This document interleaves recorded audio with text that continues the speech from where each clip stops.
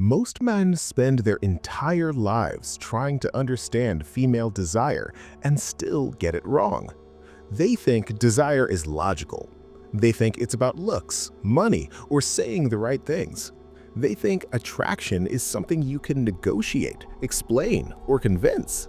But nearly a century ago, one man explained why none of that works. Carl Jung understood something most men still don't. Female desire does not come from the conscious mind. It comes from something far deeper. And once you understand this, attraction stops feeling random and starts making sense. Here's the uncomfortable truth. A woman can tell you exactly what she wants in a man and still fall for someone who is the opposite.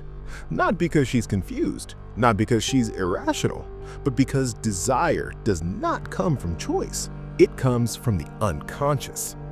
Jung believed that every human being is guided by forces they are barely aware of.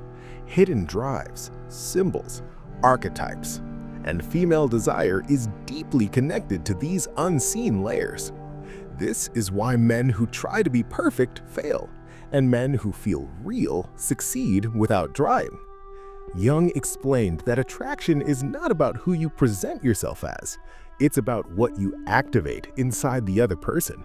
And most men never activate anything. They stay on the surface. They talk, they explain, they perform, but desire lives underneath words. According to Jung, every woman carries an unconscious image of masculinity inside her mind. Not a specific man, not a checklist, but a psychological pattern. A masculine presence that represents strength, depth, and meaning. A woman does not desire a man because he matches her conscious preferences. She desires him because he resonates with that inner image. That's why attraction often feels instant, why it feels irrational, why it feels unavoidable. Her conscious mind catches up later. Most men try to appeal to the conscious mind. They explain their intentions, they show their value, they list their qualities. But the unconscious doesn't respond to lists. It responds to presence. Jung believed the unconscious communicates through feeling, not logic, through emotional tone, through energy, through inner stability. This is why a man can say very little and still feel magnetic. He's not speaking to a conscious mind. He's activating something deeper. Another thing Jung understood is that desire grows in tension, not anxiety, not chaos, but psychological tension, the space between what is known and what is felt. When everything about you is obvious, desire collapses. When everything about you is explained, curiosity dies. The unconscious needs space to project meaning. This is why mystery matters so much. Not artificial mystery, not playing games, but natural depth. A man who does not fully reveal himself immediately gives the unconscious something to work with, and the unconscious loves to fill gaps. This is why women think about certain men long after the interaction ends, not because of what was said, but because of what was left unsaid. Most men overshare because they fear being misunderstood, but desire is not built through clarity, it's built through resonance. If a man feels grounded, self-contained, and emotionally steady, the unconscious responds. Because those qualities align with the deep masculine image Jung described. Not dominance, not aggression, but inner solidity. A man who is at peace with himself feels significant. And significance is far more attractive than approval-seeking. Jung also believed that people are drawn to what helps them become whole. Female desire is often drawn toward men who represent something missing internally: stability, direction, depth, presence. This is why trying to impress never works long-term. Impressing is external, desire is internal.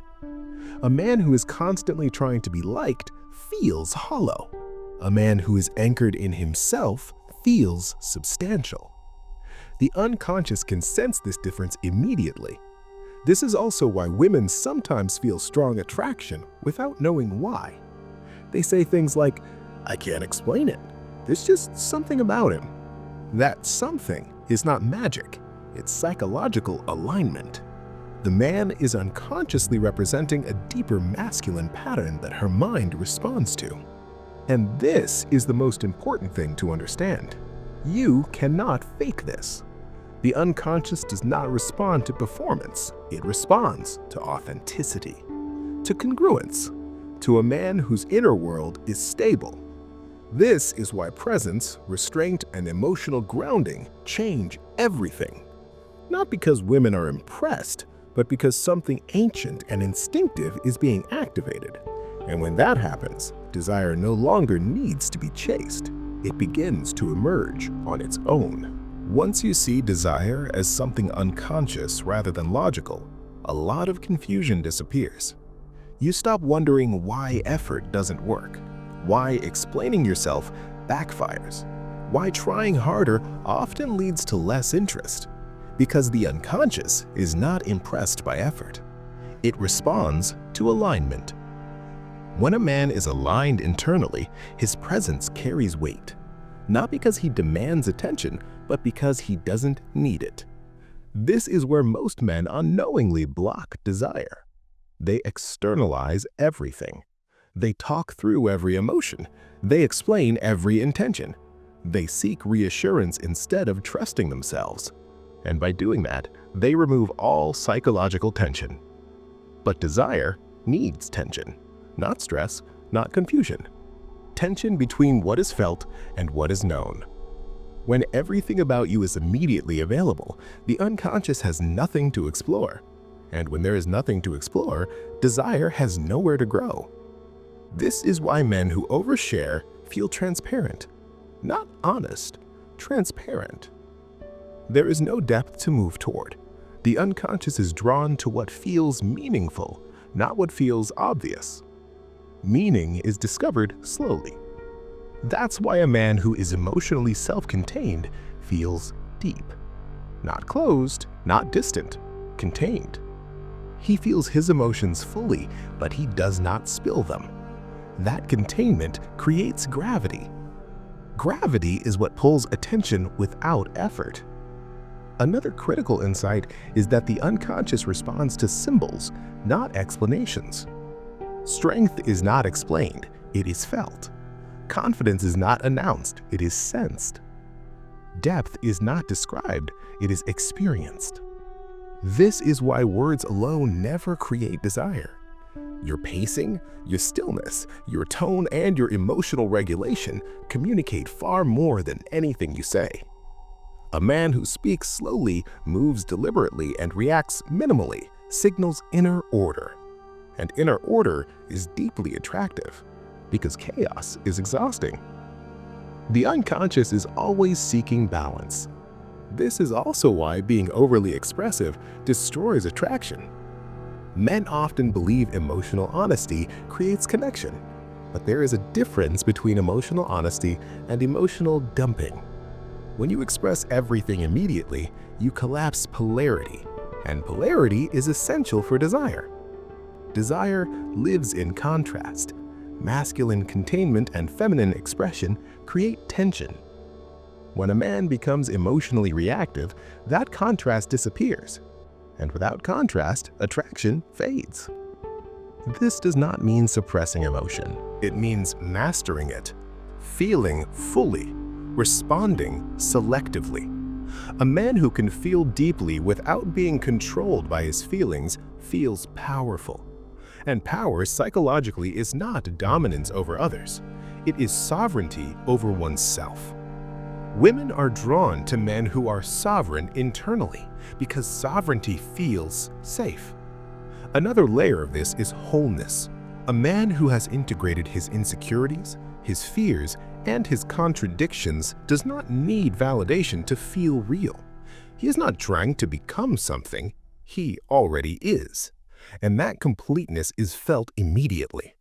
This is why some men feel magnetic even in silence. They're not empty, they are full.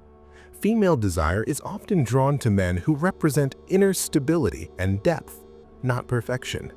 Depth. Depth suggests layers, history, structure. A man without depth feels replaceable. A man with depth feels significant, and significance is what desire attaches itself to. This also explains why chasing never works. Chasing communicates lack. It tells the unconscious that something is missing. And desire does not move toward lack. It moves toward fullness. The men women desire most are not chasing connection. They are allowing it. Present without pressure. Interested without urgency. Engaged without attachment. That emotional posture speaks directly to the unconscious. Now everything comes together. This understanding explains why mystery works when it's real.